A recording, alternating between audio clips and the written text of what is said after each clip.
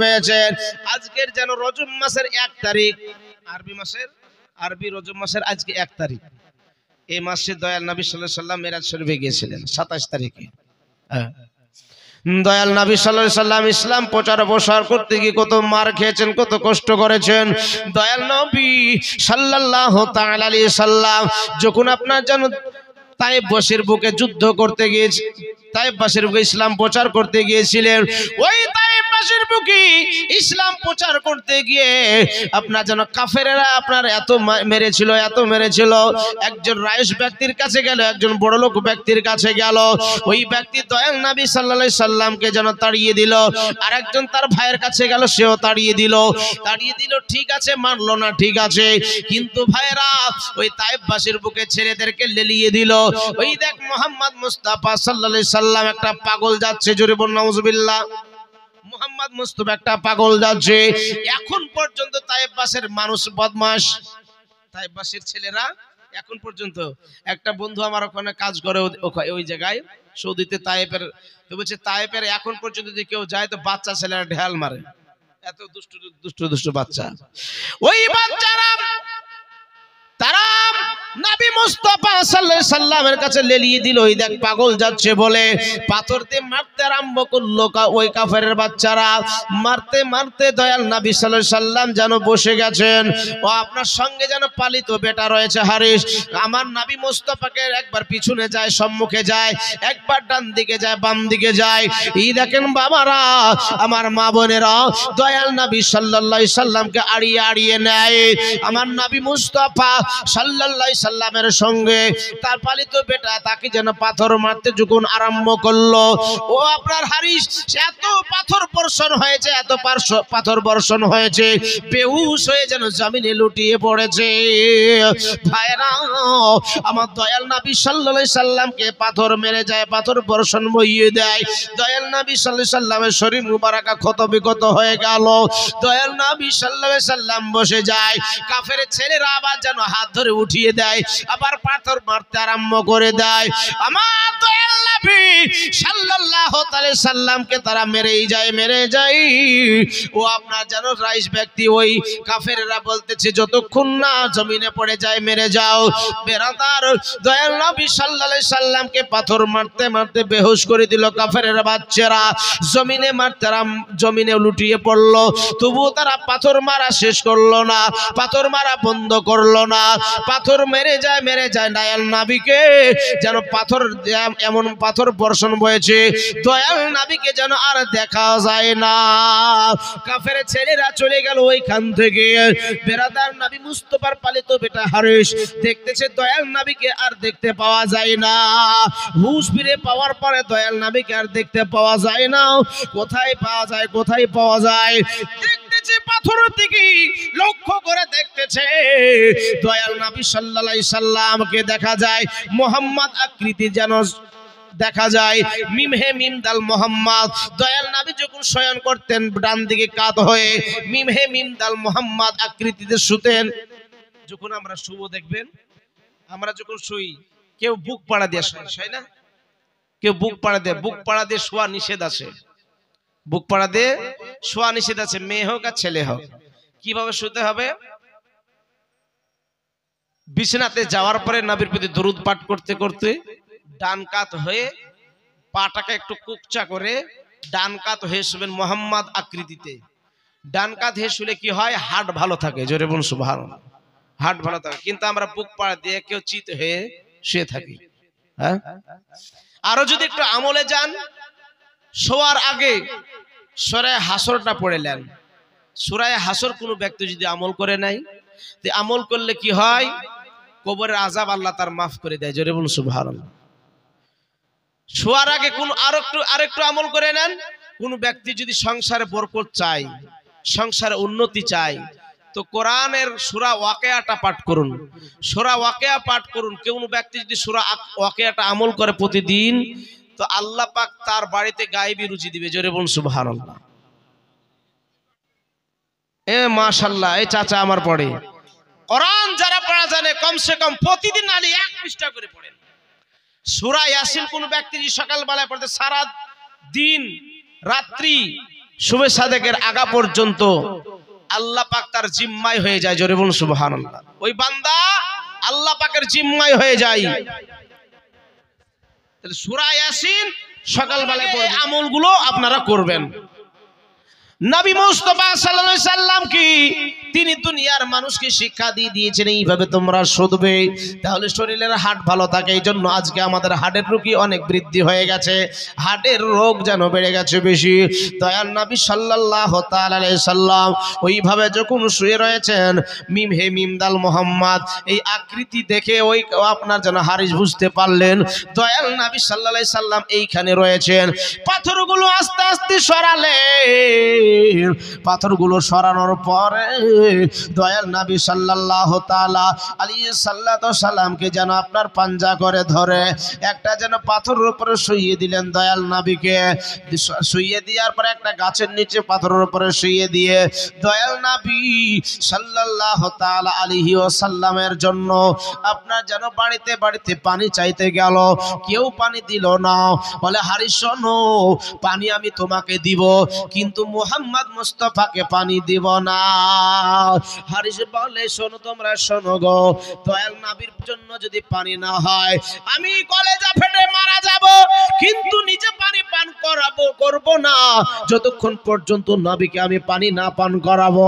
ভাইরা আমার, বাবা জীবনেরা এই দেখেন কি করলো, যেন হারিস চলে আসলেন। আসার পরে দয়াল নবী সাল্লাল্লাহু তাআলা আলাইহি সাল্লাম দেখতেছেন যেন একটু হুঁশ ফিরে পেয়েছে। বলে নবী গো,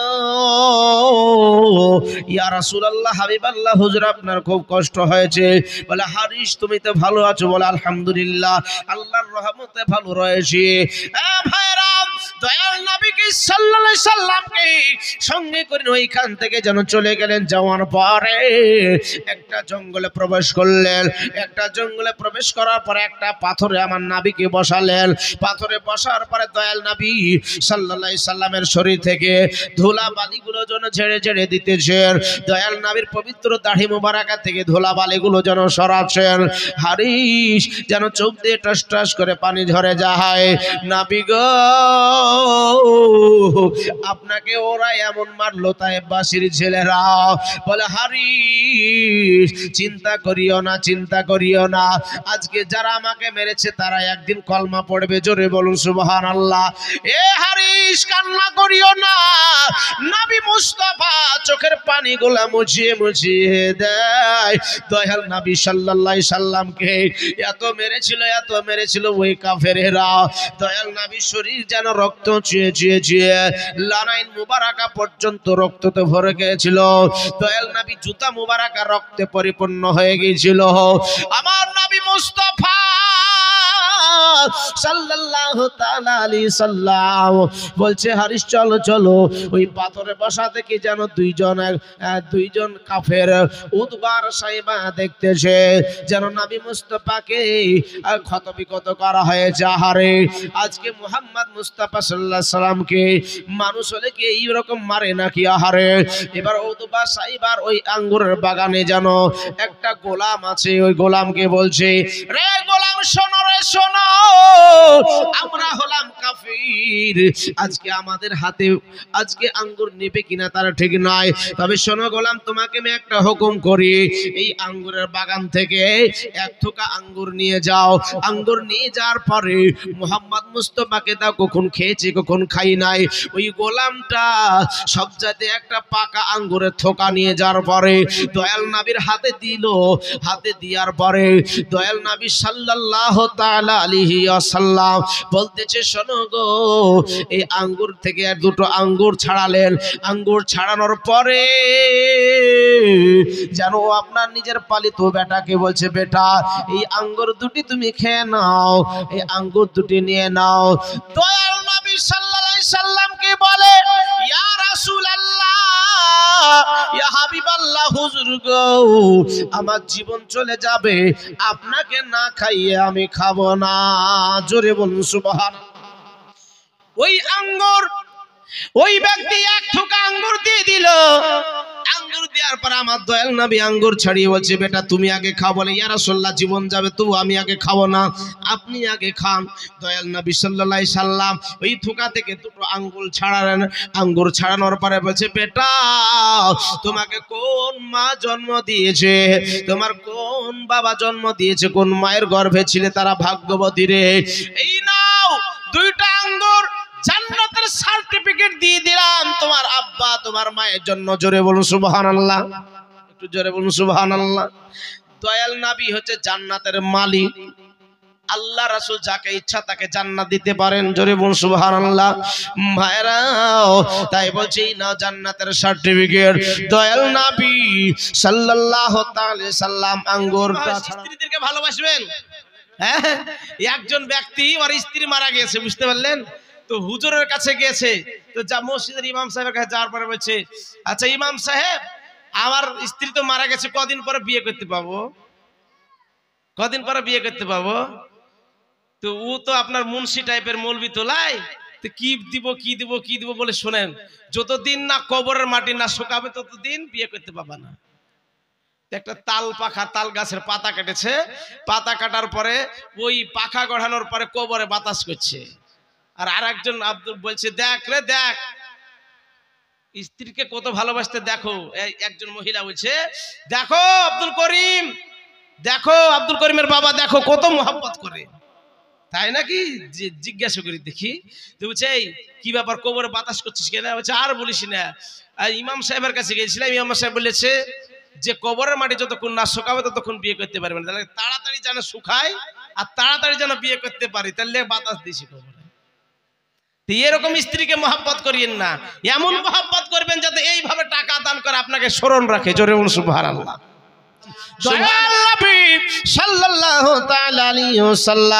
যেন আপনার ও হারিস নিজের পালিত বেটাকে বলছে, বেটা রে এই নাও দুটো আঙ্গুর তোমাকে দিলাম, তোমার বাপ মায়ের জান্নাতের সার্টিফিকেট। ও আপনার নবী মুস্তাফা সাল্লাল্লাহু আলাইহি সাল্লাম দুটো আঙ্গুর ছাড়ালেন। থোকা থেকে আঙ্গুর ছাড়ানোর পরে দয়াল নবী পড়লেন বিসমিল্লাহির রহমানির রহিম।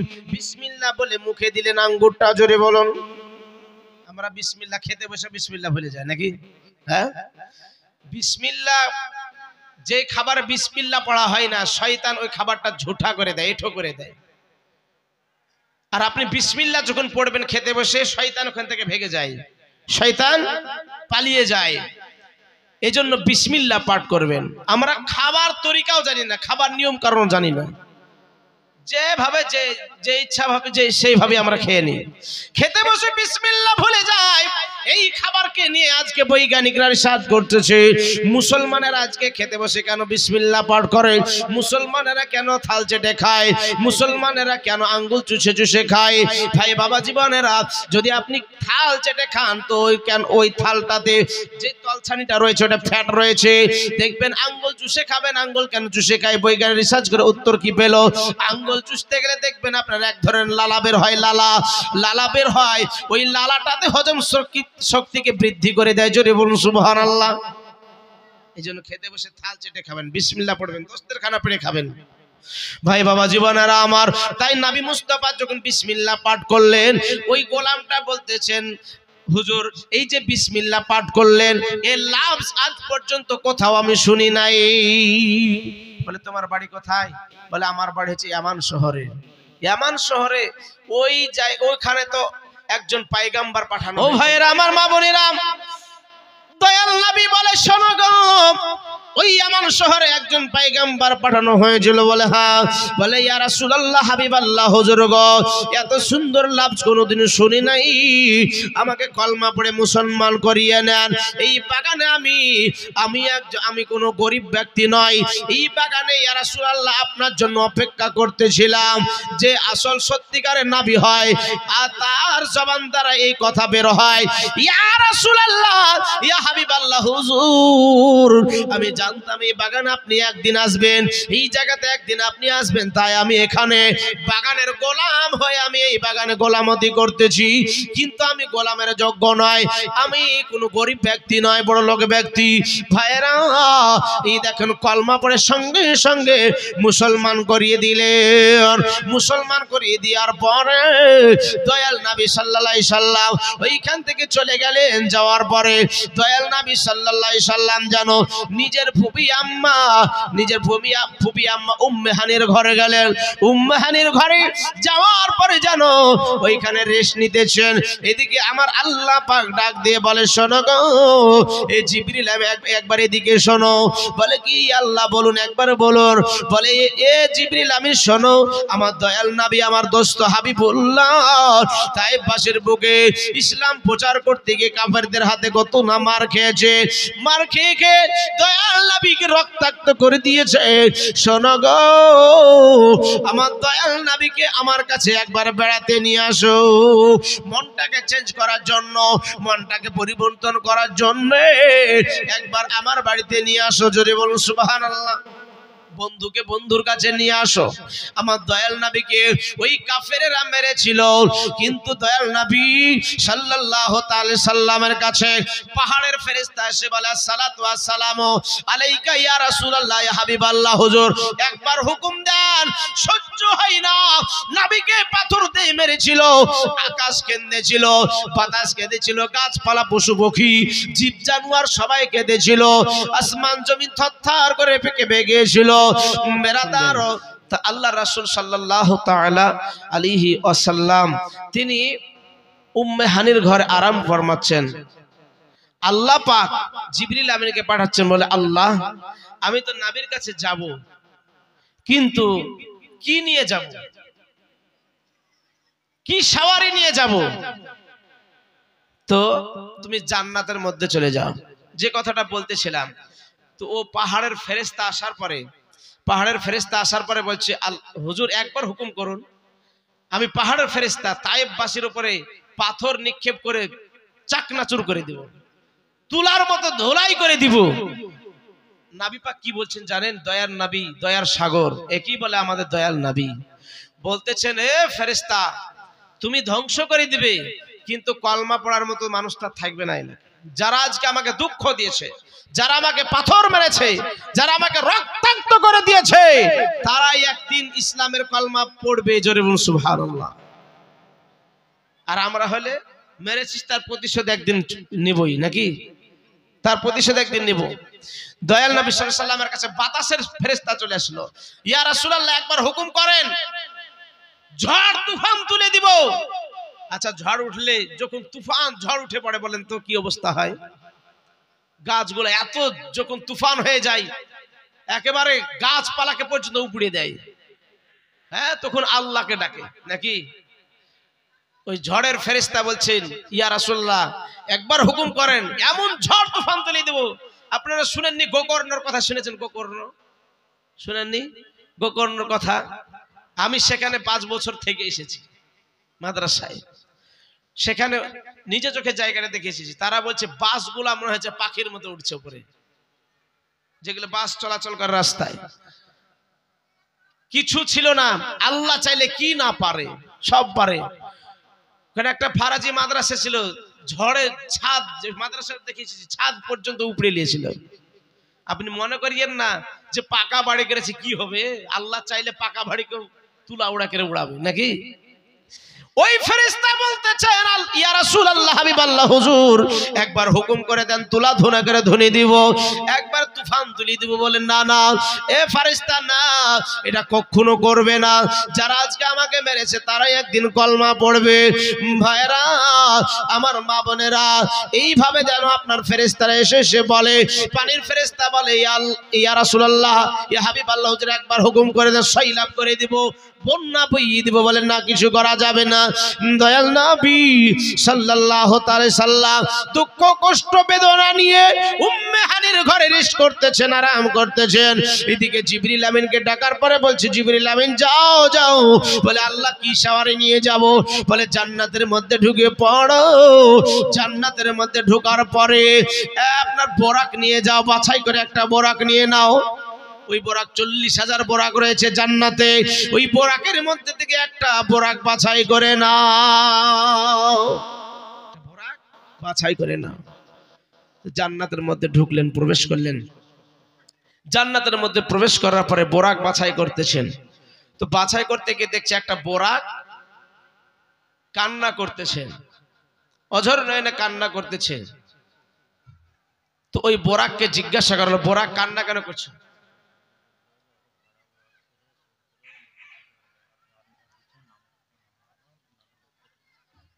আচ্ছা আচ্ছা, সুবহানাল্লাহ সুবহানাল্লাহ, ঠিক আছে। একবার দরুদ পড়ি, আল্লাহুম্মা সাইয়্যিদিনা মাওলানা মুহাম্মদ ওয়ালা আলি মাওলানা মুহাম্মদ সাল্লাল্লাহু আলা।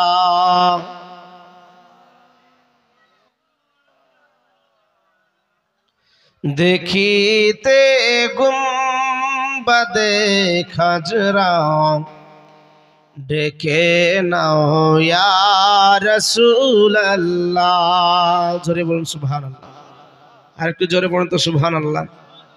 ওই ভাইয়েরা দাঁড়িয়ে না থেকে ভিতরে চলে এসো না, রাস্তায় না দাঁড়িয়ে থেকে। দেখিতে গুম্বাদে খাজরা ডেকে নাও ইয়া রাসূলুল্লাহ। দেখিতে গুম্বাদে খাজরা ডেকে নাও ইয়া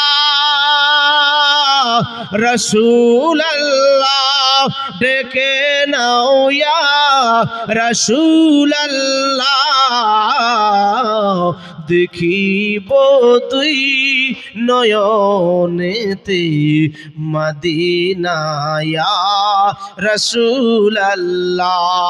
দেখিব দুই নয়নেতে মদিনা ইয়া রাসূলুল্লাহ। যারা যারা যারা যারা নবী পাকের রওজায় হাজিরি দিল, যারা যারা নবী পাকের রওজায় হাজিরি দিল, রওজায় হাজিরি দিল, শাফাআত তাদেরই উপর ঘোষণা ইয়া রাসূলুল্লাহ, ঘোষণা ইয়া রাসূলুল্লাহ। একজন বেনামে একজন মৃত্যুর নামে 500 টাকা দিয়েছে। সুবহানাল্লাহ, দোয়া আসতে হবে, একটু ওয়াজটাকে বাড়াই। মা বোনদের মধ্যে থেকে মোটামুটি 1500 এসেছে। আল্লাহ পাক সকলের দানকে কবুল ও মঞ্জুর করুন, আমি সুমামিন ইয়া রাব্বুল আলামিন। দেখিব দুই নয়নেতে মদিনা ইয়া রাসূলুল্লাহ। নবীজির দিদারের আশায় কত না রাত কেটে যায়, নবীজির দিদারের আশায় কত না রাত কেটে যায়, কত না দিন কেটে যায়। স্বপনেতে দেখা দিতে, স্বপনেতে দেখা দিতে এসো না ইয়া রাসূলুল্লাহ, এসো না ইয়া রাসূলুল্লাহ, দেখিতে দুই নয়নেতে মদিনা ইয়া রাসূলুল্লাহ, দেখিব দুই নয়নেতে মদিনা ইয়া রাসূলুল্লাহ। আল্লাহুম্মা সাইয়্যিদিনা মাওলানা মুহাম্মদ ওয়া আলা আলি সাইয়্যিদিনা মাওলানা মুহাম্মদ সাল্লাল্লাহু আলাইহি সাল্লাম। ভাই বাবা জীবনেরা, এই দেখেন বাবার আমার নবী মুস্তাফা সাল্লাল্লাহু তাআলা সাল্লামের কাছে এবার বোরাক নেওয়ার জন্য জান্নাতে চলে গেলেন। জান্নাতে যেন বাবা বোরাক কান্না করতেছে। ওই কান্নার রহস্যটা জিজ্ঞাসা করা হলো, বোরাক রে কান্না কেন করো? ওই বোরাকটা বলতেছে, জিবরিল আমিন শোনো, আমি পাতলা দোবলা, আমি জীর্ণ শীর্ণ, আমাকে তোমার পছন্দ হবে কিনা ঠিক নাই। এ জিবরিল শুনে নাও, জেনে নাও, এই জন্য আমি কান্না করতেছি, কারণ আজকে আমার দয়াল নবীর জন্য এইভাবে কান্না করতেছি। যদি আমাকে পছন্দ না হয়, ভাইরা দয়াল নবী সাল্লাল্লাহু তাআলা সাল্লামের জন্য ওই বোরাকটা যেন জিবরিলের পছন্দ হয়েছে। আল্লাহ পাককে জিজ্ঞাসা করে, আল্লাহ গো, জান্নাতের মধ্যে বোরাকটা কান্না করতেছে নবীর প্রেমে, নবীর মোহাব্বতে কান্না করে। বলে জিবরিল শুনে নাও, জেনে নাও, যে আমার নবীর জন্য মোহাব্বত করে, যে আমার নবীকে প্রেম করে রে, যে আমার নবীকে ভালোবাসে, আমি তাকে আমি ভালোবাসি। জোরে বলুন সুবহানাল্লাহ। যে আমার নবীকে মোহাব্বত করে, আমি তাকে মোহাব্বত করি, ভালোবাসি। ভাইরা এই জন্য ওই বোরাকটাকে নিয়ে চলে যাও। এই জন্য কই বলে, আল্লাহ চাই, দুনিয়া চাই, নবীকে রাজি, আর খোদা চাই নবীকে রাজি। দুনিয়া চাই খোদাকে রাজি, আর খোদা চাই নবীকে রাজি। জোরে বলুন সুবহানাল্লাহ। এভেদ তথ্য বুঝা যাবে না রে দিওয়ানা, নবী ছাড়া আল্লাহ পাবে না, নবী ছাড়া খোদা মিলবে না গো দিওয়ানা, নবী ছাড়া আল্লাহ পাবে না। আমার হুজুর নূরুন আলা নূর, আদম পাইগাম বারের হুজুর। জোরে বলুন সুবহানাল্লাহ। আমার হুজুর নূরুন আলা নূর, আদম পাইগাম বারের হুজুর, নাহি বা মানুক ওই নাজিদিকা মেহনা রে দিওয়ানা, নবী ছাড়া আল্লাহ পাবে না। আমার ভাই বাবা জীবনেরা, তাই আমার আল্লাহ বলতেছে ওই জিবরিল আমিন, যে আমার নবীকে ভালোবাসে আমি তাকে ভালোবাসি। এই দেখেন ওই বোরাকটাকে বাছাই করে নেওয়ার পরে, বোরাকটা দেখতে কেমন ছিল? এই দেহটা যেন আপনার গাধার মতো, আর মাথাটা মহিলাদের মতো, বড় বড় যেন চুলের মতো ছিল, চেহারাটা মায়েদের মতো ছিল। দেখবেন কিছু কিছু বাড়িতে একটা গলত ছবি ছাপা থাকে, ছবি টাঙ্গানো থাকে, এই দিকটা মহিলার মতো দেখতে সুন্দরী, আর পিছনটা যেন ঘোড়া বা গাধার মতো, ঘোড়ার মতো থাকে না? হ্যাঁ, তো নিচে লেখা থাকে হাজা বরাকুন নবিয়ুন সাল্লাল্লাহু আলাইহি সাল্লাম, মানে এটা হচ্ছে নবীর পোশাক। জোরে বলুন নাউজুবিল্লাহ। আচ্ছা, ওই যুগে কি কোনো ক্যামেরা আবিষ্কার হয়েছিল? ক্যামেরা ছিল? একবার পাকা মিথ্যা ছবিটা। কোন বাড়িতে যদি এরকম ধরনের ছবি ছাপা থাকে, টাঙানো থাকে, বাড়িতে রহমতের ফেরেশতা ঢুকবে না। কোন জানদার ছবি যদি টাঙানো থাকে, আমরা কিছু কিছু যুবক ছেলেরা দেখবেন ইয়ারা বাড়িতে ছবি টাঙ্গে রাখে, ছবি নায়ক নায়িকার ছবি টাঙ্গে রাখে না? এই গুনাহ তো হবেই, বাড়িতে কোনদিন রুজি রোজগার বরকত হবে না, ফেরেশতাতে ঢুকবে না, রহমতের ফেরেশতাতে বরকত কিরকম করে হবে? এইরকম ভাবে গোলার ছবি থাকে। ভাইরা আমার মা জীবনেরাও, এই দেখেন নবী মুস্তাফা সাল্লাল্লাহু আলাইহি সাল্লামের কাছে বোরাকটা নিয়ে দয়াল নবী সাল্লাল্লাহু তাআলা আলাইহি সাল্লামের কাছে ওই বোরাকটা নেওয়ার জন্য জিবরিল আমিন চললেন জান্নাতে। জান্নাত থেকে বোরাকটা নিয়ে আসলেন। বোরাকটা আপনার নিয়ে আসার পরে একেবারে উম্মে হানির ঘরে যেই জায়গাতে দয়াল নবী আছেন, আসার পরে ফেরেশতার দল সঙ্গে করে নিয়ে আসার পরে নারায়ে তাকবীর নারায়ে সালাত বলতে বলতে নবীর প্রতি যেন নারা দিতে দিতে আসার পরে দেখতেছে ঘরটা যেন বন্ধ রয়েছে, জানালা কপাট আবদ্ধ রয়েছে, কোন দিক দিয়ে ঢুকবে ঠিক পায় না। আচ্ছা ফেরেশতারা কি ঢুকতে পারে কি পারে না? আচ্ছা বলেন তো, জিবরিল আমিন যদি লোহার ঘর আবদ্ধ করে লুকিয়ে থাকতে পারবে? জান কবজ করতে পারবে কি পারবে না? আপনি লুকিয়ে থাকতে পারবেন? টাইম হলে যেখান থেকে হোক ঢুকবে। আপনি যদি মাটির তলে যদি লোহার ঘর তৈরি করে থাকেন তাও ইসরাইল ওখানেই পৌঁছাবে। তো আল্লাহর ফেরেশতা জিবরিল ছাদকে ভেদ করে ভিতরে ঢুকলেন। ঢোকার পরে দেখতেছেন দয়াল নবী আমার শুয়ে আছেন চোখটা বুজে। পয়গম্বরেরা ঘুমান না, ওনাদের দিল জেগে থাকে, চোখটা শুধুমাত্র জেগে থাকে, চোখটা শুধু বুজে থাকে, দিল জেগে থাকে। ভাইরা আমার মা বোনেরা, আসার পরে দেখতেছি দয়াল নবী যেন শুয়ে রয়েছেন, চোখটা বুজে রয়েছেন। আমি কেমন করে দয়াল নবীকে ডাকবো?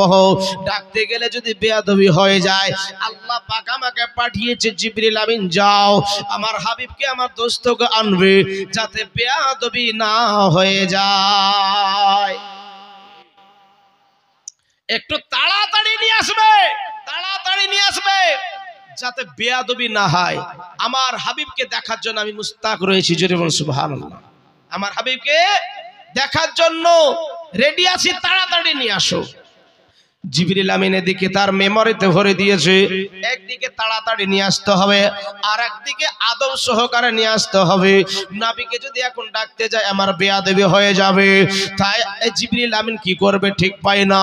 আল্লাহ পাককে ডাক দিয়ে বলে, আল্লাহ আমি এখন কি করব? দয়াল নবীকে ডাকতে গেলে তো বেয়াদবি হয়ে যাবে, আর বেয়াদবি হয়ে গেলে আল্লাহ পাক বলেন জিবরিল আমিন শোনো, এ জিবরিল আমিন আমার হাবিবের সঙ্গে যদি বেয়াদবি হয়ে যায় তাহলে আমি ফেরেশতার খাতা থেকে নাম কেটে দিব। জোরে বলুন সুবহানাল্লাহ। জিবরিল আমিন চিন্তার কোনো কারণ নাই। আমার হাবিব আমার দোস্ত কদমে চুম্মু দিয়ে দাও, কব্বিল কাদামাইহি, আমার হাবিব দোস্তর কদমে চুম্মু দিয়ে দাও। জোরে বলুন সুবহানাল্লাহ। জিবরিল আমিন নূরানি হোঁট দিয়ে, নুরানিময় ঠোঁট দিয়ে নবীর নুরানিময় কদমে চুম্বন দিয়েছে। আর সঙ্গে সঙ্গে দয়াল নবী ঠান্ডা অনুভব করলেন। দয়াল নবী উঠে বসলেন। জিবরিল আমিন খবর কি বলো? জিবরিল আমিন বলো বলো কি হয়েছে? বলে আল্লাহ গো, আল্লাহ পাক রব্বুল ইজ্জত আপনাকে ডেকে পাঠিয়েছেন নবী গো, অতএব আল্লাহর বাড়িতে আপনি চলুন বেড়াতে। আমার দয়াল নবী সাল্লাল্লাহু তাআলা আলাইহি ওয়াসাল্লাম বলতেছে জিবরিল আমিন শোনো শোনো একটু দাঁড়িয়ে যাও। দয়াল নবী আমার ওযু করলেন। ওযু করার পরে 2 রাকাত নফল নামাজ পড়লেন। শুকরিয়া না, নামাজ পড়লেন। নামাজ পড়ার পরে আমার নবী সাল্লাল্লাহু তাআলা আলাইহি ওয়াসাল্লাম বলেন, এ জিবরিল আমিন আমার জন্য কি নিয়ে এসেছো একবার বলো। সাওয়ারি আমার জন্য কি সাওয়ারি নিয়ে এসেছো? বলে ইয়া রাসূলুল্লাহ, ইয়া হাবিবাল্লাহ, হুজুর গো এমন একটা সাওয়ারি নিয়ে এসেছি, এমন একটা সাওয়ারি। এই বরাক, বরাক মানে হচ্ছে বিজলি। বারকুন থেকে বরাক বিজলি, একই লাপে 500 বছরের রাস্তা চলে যেতে পারে। একই লাপে যতদূর নজর যাবে ততদূর চলে যেতে পারে। ইয়া রাসূলুল্লাহ, ইয়া হাবিবাল্লাহ, হুজুর গো এত সুন্দর বরাক নিয়ে এসেছি। আমার নবী বলে, এ জিবরিল শোনো, আজ আমার জন্য এত সুন্দর সাওয়ারি নিয়ে এসেছো। আমার উম্মতের জন্য কি সাওয়ারি থাকবে ওই পুলসিরাতের দ্বারে। জোরে বলুন সুবহানাল্লাহ। আমার নবী সব সময় উম্মতের জন্য চিন্তা করেছেন। নবী মুস্তাফা যখন পৃথিবীতে আসলেন, দয়াল নবী সাল্লাল্লাহু তাআলা সাল্লাম তাই বলতেছেন, জিবরিল আমিন আমার জন্য এত সুন্দর সওয়ারি, কিন্তু আমার উম্মতের জন্য কিয়ামতের দিন ওই পুলসিরাতের দ্বারে চুলের চাইতো ধার আর যেন একেবারে নিচে জাহান্নাম থাকবে। সেই দিন আমার উম্মতের জন্য আজকে কি সওয়ারি থাকবে? জিবরিল আমিনকে আল্লাহ পাক ডাক দেয়া বলে, জিবরিল রে আমার নবীকে জানিয়ে দাও, সেই দিন তোমার 600 খানা পাখা বিছিয়ে দেওয়া হবে। যারা খাঁটি উম্মত হবে ওই পুলে ওই পর দিয়ে পার হয়ে চলে যাবে, পর পর্যন্ত বুঝতে পারবে না। জোরে বলুন সুবহানাল্লাহ। এই জন্য কি ওর ফুল সে উতারো রাহে গুজর को खबर ना हो, जिब्रील आमीन पर बिछाए तो पर को खबर ना हो। जोरे बोलो सुभान अल्लाह। মুআজ্জাজ মুকাররাম আমার নবী মুস্তাফা আনন্দের কথাটা শুনে স্বস্তি অনুভব করলেন, একটু আনন্দ পেলেন। দয়াল নবী সাল্লাল্লাহু তাআলা আলাইহি সাল্লাম একটু আনন্দ অনুভব করলেন। আমার নবী মুস্তাফা সাল্লাল্লাহু আলাইহি ওয়াসাল্লাম কি বললেন? এ জিবরিল আমিন কই সওয়ারি নিয়ে আসো। সওয়ারি নিয়ে আসা হলো। সওয়ারি নিয়ে আসার পরে জিবরিল আমিন আজকে যে এই বোরাকে চাপবো, বোরাকে চাপার একটা সিঁড়ি লাগে, একটা ধাপি লাগে। ধাপিটা কোথায়? ঘোড়ার গাড়িতে যখন চাপে, ঘোড়ার গাড়ি দেখেছেন তো আপনারা? তো ঘোড়ার গাড়িতে যখন চাপতে যাবেন একটা ধাপি লাগে না? ধাপি, হ্যাঁ ধাপি লাগে। এখানে একটা রূহ জগতের একটা কথা ছুপায়িত আছে। তো হে জিবরিল আমিন ধাপি কোথায়? ওই টাইমে রূহ জগতে বড় পীর আব্দুল কাদের জিলানী ও গিলানী রহমাতুল্লাহ আলাইহি এসে হাজির হয়ে গেলেন রূহ অবস্থায়। আসসালাতু ওয়াসসালামু আলাইকা ইয়া রাসূলুল্লাহ হাবিবাল্লাহ। হুজুর, হুজুর গো আপনি হচ্ছে নবীগণের সর্দার, আপনার একটা স্ট্যাম্প আছে দুই কাঁধের মাঝখানে, মোহরে নবুয়াতের একটা স্ট্যাম্প, ডিম আকৃতি, সেখানে লেখা আছে লা ইলাহা ইল্লাল্লাহ মুহাম্মাদুর রাসূলুল্লাহ। জোরে বলুন সুবহানাল্লাহ। ইয়া রাসূলুল্লাহ আপনার তো স্ট্যাম্প রয়েছে, কিন্তু আমি অলিকুলের শিরোমণি, ওলেগণের সর্দার, আমার স্ট্যাম্প কোথায়? জোরে বলুন সুবহানাল্লাহ। আপনার স্ট্যাম্প হবে আপনার কদমের ছাপ। ইয়া রাসূলুল্লাহ আমি কাঁধ আগিয়ে দিলাম, আমার কাঁধে পা দিয়ে আপনি বোরাকে চেপে যান। জোরে বলুন সুবহানাল্লাহ। লা ইলাহা ইল্লাল্লাহ মুহাম্মাদুর রাসূলুল্লাহ মোহরে নবুয়াতে লেখা আছে। এমন একটা স্ট্যাম্প, লা ইলাহা ইল্লাল্লাহ সর্ব জায়গাতে জান্নাতের লেখা আছে। জান্নাতের চৌকাঠে লেখা আছে লা ইলাহা ইল্লাল্লাহ মুহাম্মাদুর রাসূলুল্লাহ। জান্নাতের ইটে ইটে লেখা আছে লা ইলাহা ইল্লাল্লাহ মুহাম্মাদুর রাসূলুল্লাহ। জান্নাতের গাছে গাছে লেখা আছে লা ইলাহা ইল্লাল্লাহ মুহাম্মাদুর রাসূলুল্লাহ। জান্নাতের গাছের পাতায় পাতায় লেখা আছে লা ইলাহা ইল্লাল্লাহ মুহাম্মাদুর রাসূলুল্লাহ। জান্নাতের হুরগেল মানদের সিনাই সিনাই লেখা আছে লা ইলাহা ইল্লাল্লাহ মুহাম্মাদুর রাসূলুল্লাহ। ফেরেশতাদের লাবে লাবে লেখা আছে লা ইলাহা ইল্লাল্লাহ মুহাম্মাদুর রাসূলুল্লাহ। হুরগেল মানদের নয়নের পুতলিতে লেখা আছে লা ইলাহা ইল্লাল্লাহ মুহাম্মাদুর রাসূলুল্লাহ। আর সারা পৃথিবীর মুমিনদের সিনাই সিনা লেখা আছে লা ইলাহা ইল্লাল্লাহ মুহাম্মাদুর রাসূলুল্লাহ। জোরে বলুন সুবহানাল্লাহ। কোন ব্যক্তি যদি মুহাম্মদে একবারে কলমা পড়ে তো 24 ঘন্টার গুনাহ আল্লাহ মাফ করে দেয়। জোরে বলুন সুবহানাল্লাহ। এই সবচেয়ে উত্তম জিকির হচ্ছে লা ইলাহা ইল্লাল্লাহ মুহাম্মাদুর রাসূলুল্লাহ। জোরে বলুন সুবহানাল্লাহ। আমরা যখন মসজিদে যাব ফালতু টাইম লস না করে যতক্ষণ বসে থাকবো ততক্ষণ বসে বসে লা ইলাহা ইল্লাল্লাহ মুহাম্মাদুর রাসূলুল্লাহ আল্লাহর জিকির করুন, নেকি পেতে থাকবেন। আল্লাহর ইবাদতের ঘরে যতক্ষণ বসে থাকবেন ততক্ষণ নেকি বেশি। কিন্তু আমরা মসজিদে কখন যাই? টাইম হোক তারপর যাচ্ছি, নাকি সালাত হোক তারপরে যাচ্ছি। একজন আছে তাড়াহুড়া করে জামাত ধরে, তো বসে বসে এই জিকিরটা করবেন। একবার দরুদ পড়ি আল্লাহুম্মা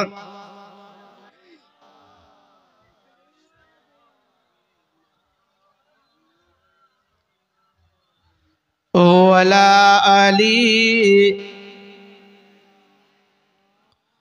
মাওলানা মুহাম্মদ সাল্লি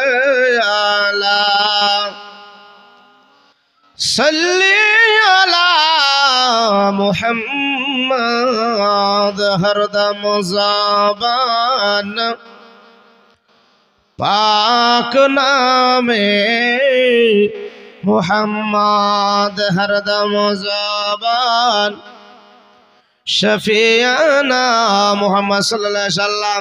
এই দেখেন বাবা আমার গাউসে আজম কুতুবে রব্বানি মুহিউদ্দিন আব্দুল কাদের জিলানী রাহমাতুল্লাহ আলাইহি বলতেছেন, হুজুর আমার কাঁধে পা মুবারাকা দিয়ে আপনি চেপে যান, দয়াল নবী যেন কাঁধ মুবারাকায় পা মুবারাকা দিয়ে যেন বোরাকের মধ্যে চাপতে যাবেন, বোরাক যেন হিলাদুলা করতে আরম্ভ করে দিয়েছে। বোরাককে বলে, বোরাকের হিলাদুলা কেন করেছে?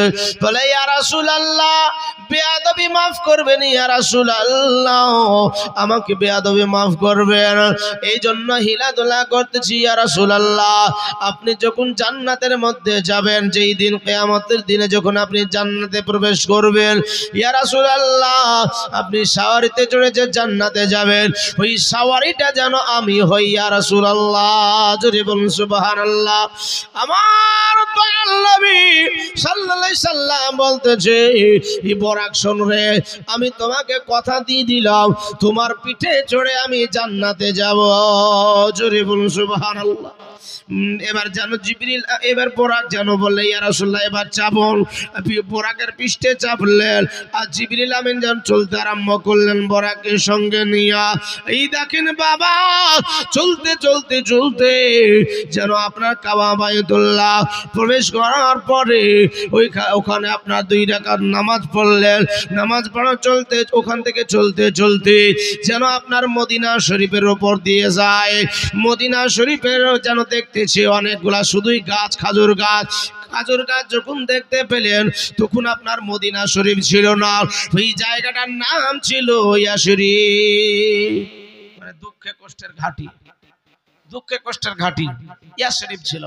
আমার নবী মুস্তাফা যখন হিজরত করে গিয়েছিলেন তখন জায়গাটার নাম নবীর কদমে ছোঁয়া লেগে ইয়াশরিফ থেকে সোনার মদিনায় রূপান্তরিত হলো। জোরে বলুন সুবহানাল্লাহ। তো শুধু গাছ দেখতে পায়, শুধু গাছ। বলে জিবরিল আমিন নবী কি জানেন না? নবী সব জানেন, আকাশ পাতালের কথা, সারা পৃথিবী আমার নবীর হাতের তালুতে। জোরে বলুন সুবহানাল্লাহ। একটা সরিষার দানা হাতের তালুতে দিলে আপনি যেন মুষ্টি যদি বেঁধে নেন তো দেখতে পাবেন, আপনি দেখতে পাবে কেউ? এই দুনিয়াটা আমার নবীর হাতের তালুতে দিয়ে দিয়েছেন আল্লাহ পাক। জোরে বলুন সুবহানাল্লাহ। জান্নাত জাহান্নামের মালিক আমার নবীকে বানিয়ে দিয়েছেন। তো জিবরিল আমিন সঙ্গে সঙ্গে করে নবীকে নিয়ে যখন ওই মদিনার উপর দিয়ে যাচ্ছে, শুধু খাজুর গাছ আর খাজুর গাছ দেখতেছেন। জিবরিল আমিনকে জিজ্ঞাসা করে, জিবরিল বলো তো জায়গাটার নাম কি, এত খাজুর গাছ? তো বলছে, হুজুর এই জায়গাটার নাম হচ্ছে ইয়াশরিফ। আপনি এই মদিনাতেই একদিন আসবেন আর এখানে আপনার রওজা হবে। জোরে বলুন সুবহানাল্লাহ। যেই জায়গাতে নবী আমার শুয়ে আছেন ওই জায়গাটা জান্নাতের চাইতেও দামি। জোরে বলুন সুবহানাল্লাহ। জান্নাতের চাইতেও দামি।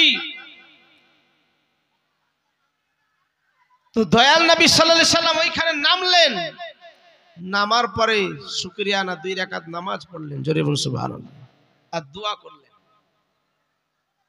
জিবরিল চলো, চলতে আরম্ভ করলেন। চলতে চলতে দেখতেছেন মুসা কালিমুল্লাহ কবরে দাঁড়িয়ে নামাজ পড়ছে। জোরে বলুন সুবহানাল্লাহ। যারা বলে নবী মরে মাটির সঙ্গে মিশে গেছে, নবী তো দূরের কথা। 1,24,000 পাইগাম্বর রাসূল আদম সফিউল্লাহ থেকে ঈসা রুহুল্লাহ পর্যন্ত যত পাইগাম্বার এসেছেন পৃথিবীতে, তিনারা সবাই জিন্দা। জোরে বলুন সুবহানাল্লাহ। তিনারা কবরে দাঁড়িয়ে আজানও দেন, আকামতও দেন, নামাজও পড়েন। জোরে বলুন সুবহানাল্লাহ। তো মুসা কালিমুল্লাহর সঙ্গে সাক্ষাৎ হলো, তিনি চলে গেলেন। ওইখান থেকে যাওয়ার পরে ডাইরেক্ট লম্বা বিস্তারিত ঘটনা বাইতুল মুকাদ্দাস, সেখানে পৌঁছালেন। যে ফিলিস্তিনের যে মসজিদটা, যেখানে জেরুজালেমদের দেশ, আজকে সেই জায়গাতে যাওয়ার আপনার মুসলমানদের প্রতি কত অত্যাচার চলতেছে, সেই বাইতুল মুকাদ্দাস, ওই বাইতুল মুকাদ্দাসটা হচ্ছে দ্বিতীয় কাবা। প্রথম ওই দিকেই ঘুরে নামাজ পড়তেন আল্লাহ রাসূল। 4 রাকাত নামাজ পড়তেছেন। তা আল্লাহ রাসূল সাল্লাল্লাহু আলাইহি সাল্লামের 2 রাকাত নামাজ হয়েছেন। তো তিনি ধারণা করলেন আল্লাহ এদিকে কাবা না হয়ে যদি কাবা শরীফটা কাবা হতো, আমার নবী পাককে আল্লাহ পাক বলছেন, নবী ইয়া আমার হাবিব তুমি যাতে রাজি তাতে আমি রাজি। জোরে বলুন সুবহানাল্লাহ। ঘুরে যাও। 4 রাকাতের নামাজ ঘুরে গেলেন, সাহাবারাও ঘুরে গেলেন। জোরে বলুন সুবহানাল্লাহ। তো প্রথম কাবা ওটা ছিল, সেই বাইতুল মুকাদ্দাস। সেখানে যাওয়ার পর একটা পাথরে বোরাককে বাঁধলেন। বাঁধার পরে জিবরিল আমিনকে বলতে, জিবরিল আমিন আজান দিয়ে দাও। জোরে বলুন সুবহানাল্লাহ। বলে ইয়া রাসূলুল্লাহ এখানে আজান দেব, মানুষ কেউই তো নাই। বলে আজান দিতে বলছি, আজান দাও। জিবরিল আমিন আজান দিলেন। আজান দেওয়ার পরে দেখছে একেবারে আদম সফিউল্লাহ থেকে ঈসা রুহুল্লাহ পর্যন্ত যত পয়গম্বর ও রাসূল সবাই এসে বাইতুল মুকাদ্দাস গোটা পরিপূর্ণ হয়ে গেছে। জোরে বলুন সুবহানাল্লাহ। মুসা কালিমার নামাজ পড়ছিলেন কবরে, তো এখানেও হাজির। হ্যাঁ, ইনারা আরিফ শেখ 500 টাকা দিয়েছে, আল্লাহ পাক কবুল ও মঞ্জুর করুন। 100 টাকা সুবহানাল্লাহ। আচ্ছা যাই হোক, তো সমস্ত পয়গম্বর সেখানে হাজির হলেন। হাজির হওয়ার পরে জিবরিল আমিন আদম সফিউল্লাহকে বলছে, হে আদম সফিউল্লাহ হুজুর আপনি নামাজ পড়ান। বলছে আমি নামাজ পড়াবো না। হযরতে ইব্রাহিম খুল্লাহকে বলছেন আপনি নামাজ পড়ান, আমি পড়াবো না। শীস আলাইহিস সালামকে বলছে আপনি পড়ান, বলে আমি পড়াবো না। ইসমাইল জাবিউল্লাহকে বলতেছেন আপনি পড়ান, বলে আমি পড়াবো না। নবী মুস্তাফা সাল্লাল্লাহু আলাইহি সাল্লামকে তিনি জায়নামাজে তিনি দাঁড়িয়ে গেলেন, ইমামুল আম্বিয়া সমস্ত পয়গম্বরদের ইমাম। জোরে বলুন সুবহানাল্লাহ। নামাজ পড়িয়ে দেওয়ার পরে জিবরিল আমিনকে বলতেছে, জিবরিল আমিন চলো এবার। বলে ইয়া রাসূলুল্লাহ এখান থেকে আর বোরাকে নয়, নূরের সিঁড়ি বেয়ে বেয়ে উপরে উঠতে হবে। আসমান থেকে একটা নূরের সিঁড়ি বেয়ে, যেন আপনার বাইতুল মুকাদ্দাস থেকে নূরের সিঁড়ি বেয়ে বেয়ে প্রথম আসমানে গেলেন। প্রথম আসমানে যাওয়ার পরে দরজা, আসমানের দরজা খটখটাচ্ছে। কে? বলে আনা জিবরিল। আপনার সঙ্গে কে? বলে নবী মুস্তাফা সাল্লাল্লাহু আলাইহি সাল্লাম। বলে আল্লাহর দাওয়াতে এসেছেন? বলে হ্যাঁ। এবার যেন প্রথম আসমান যেমন খুলেছে, সমস্ত ফেরেশতারা নবীর ইজ্জতে, নবী পাকের নবী মুস্তাফার সম্মানে সব ফেরেশতা যেন দাঁড়িয়ে গেছে। জোরে বলুন সুবহানাল্লাহ। সমস্ত ফেরেশতারা নবীর ইজ্জতে দাঁড়িয়ে গেছেন। প্রথম আসমান থেকে দ্বিতীয় আসমানে গেলেন। দ্বিতীয় আসমানের দরজা খুলতে বলা হলো। সঙ্গে কে? বলে নবী মুস্তাফা। বলে না আল্লাহর দাওয়াতে এসেছে? বলে হ্যাঁ। দরজা খুলে দেওয়া হলো। দ্বিতীয় আসমানের ফেরেশতারা নবীর সম্মানে দাঁড়িয়ে গেলেন, আর সবাই সালাম করলেন, আসসালাতু ওয়াসসালামু আলাইকা ইয়া রাসূলুল্লাহ। তৃতীয় আসমানে গেলেন, সেখানেও জিজ্ঞাসা করা হলো, দরজা খুলে দেওয়া হলো। দরজা খুলে দেওয়ার পরে নবী মুস্তাফার শানে সমস্ত ফেরেশতারা দাঁড়িয়ে গেছে, নবী পাকের ইজ্জতে সবাই নবী পাককে সালাম করলেন। প্রথম আসমান, দ্বিতীয় আসমান, তৃতীয় আসমান, এই করে সপ্তম আসমানে পৌঁছানোর পরে, ওখানে পৌঁছানোর পরে নবী মুস্তাফা একজন পয়গম্বরের সঙ্গে সাক্ষাৎ হলো, হযরত ইব্রাহিম খলিলুল্লাহ। বাইতুল মামুর ফেরেশতাদের মসজিদ, যেখানে কাবা ঘর আছে, কাবা ঘর একেবারে কাবা ঘরের মিডিলে, কাবা ঘরের মিডিলে ওই বাইতুল মুমার, ওই সোজাসুজি করে বাইতুল মামুর সপ্তম আসমানে আছে। 7 আসমানে ফেরেশতারা ওই বাইতুল মামুরে ইবাদত করে। ওই বাইতুল মামুরে টেক লাগিয়ে বাচ্চাদেরকে ইব্রাহিম খলিলুল্লাহ শিক্ষা দিতেছেন। জোরে বলুন সুবহানাল্লাহ। যারা বাচ্চাকালে মারা যায়, যারা বাচ্চাকালে মারা যায় তাদেরকে শিক্ষা দেয় ইব্রাহিম খলিলুল্লাহ। জোরে বলুন সুবহানাল্লাহ। উনার সঙ্গে সাক্ষাৎ হলো। সাক্ষাৎ হওয়ার পরে যেন আপনার সিদরাতুল মুনতাহায় গেলেন। সিদরাতুল মুনতাহা একটা গাছের নাম। সিদরাতুল মুনতাহা একটা গাছের নাম। গাছটা কিসের গাছ? বোর গাছ, কুল গাছ। ওই কুল গাছটার পাতা কিতাবে লেখা আছে হাতির কানের সমান। জোরে বলুন সুবহানাল্লাহ। হাতির কানের সমান, আর ওই কুল ওই ফলটা হচ্ছে মটকার সমান, মাটির কলসির সমান। জোরে বলুন সুবহানাল্লাহ। তো সিদরাতুল মুনতাহায় ওই গাছে টেকে লাগিয়ে নবী আমার বসলেন। সিদরাতুল মুনতাহা গাছে টেকে লাগিয়ে দেখতেছে সারিবদ্ধ হয়ে কিছু উট যাচ্ছে, উট চলছেই চলছেই চলছেই, আর এক উটের পিঠে একটা করে বাক্স রাখা আছে। জোরে বলুন সুবহানাল্লাহ। উটের পিঠে একটা করে বাক্স রাখা আছে।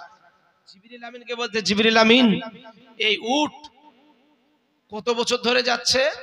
বলছে ইয়া রাসূলুল্লাহ আমি বলতে পারবো না, তবে এই উট আমার জন্মের পর থেকে দেখতেছি চলতেই আছে। জোরে বলুন সুবহানাল্লাহ। আচ্ছা তুমি জানো না? বলো একটা উট ধরে নিয়ে আসো। উট ধরে নিয়ে আসা হলো। সুবহানাল্লাহ। একজন 200 টাকা দিয়েছে, আল্লাহ পাক কবুল ও মঞ্জুর করুন, আমিন ইয়া রাব্বাল আলামিন।